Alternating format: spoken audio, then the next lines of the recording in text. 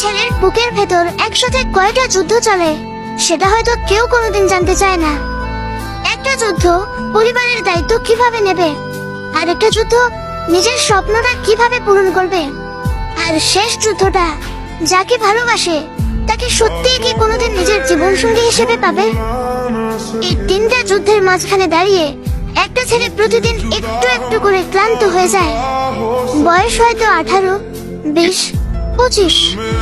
দেখতে তরুণ, কিন্তু বুকের ভেতর জমে থাকে বছরের পর বছর দায়িত্ব, ব্যর্থতা আর ভবিষ্যতের চিন্তা।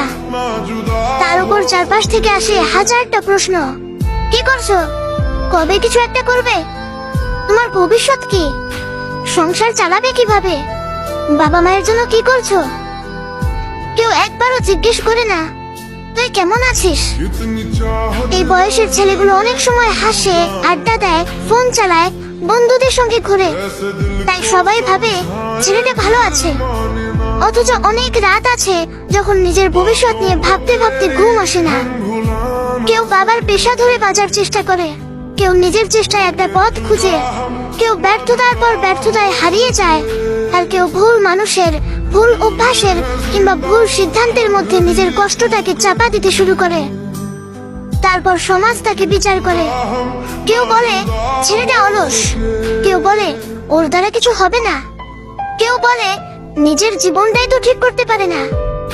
কিন্তু কেউ জানতে চায় না এই ছেলেটা কতবার নিজের স্বপ্নের সামনে দাঁড়িয়ে পরিবারের প্রয়োজনকে বেছে নিয়েছে, কতবার নিজের ভালোবাসাকে ছেড়ে দিয়ে পরিবারের কথা ভেবেছে, কতবার নিজের কষ্টটা গিলে হাসি মুখে বলেছে আমি ঠিক আছি। সত্যিটা হলো এই বয়সের অনেক ছেলেই ভালো নেই, তারা শুধু বেঁচে থাকার অভিনয়টা ভালোভাবে শিখে গেছে। তাই কাউকে বিচার করার আগে একবার জিজ্ঞেস করুন, তুই আসলেই কেমন আছিস? হয়তো আপনার একটা প্রশ্নই কোন একটা ছেলের মনে করিয়ে দেবে সে একা নয়। কারণ ছেলেদেরও কষ্ট হয়, ছেলেদেরও ভয় হয়, ছেলেদেরও স্বপ্ন থাকে, আর ছেলেদেরও মাঝে মাঝে শুধু একজন মানুষ দরকার হয় যে বিচার না করে বলবে চিন্তা করিস না, আমি আছি তো।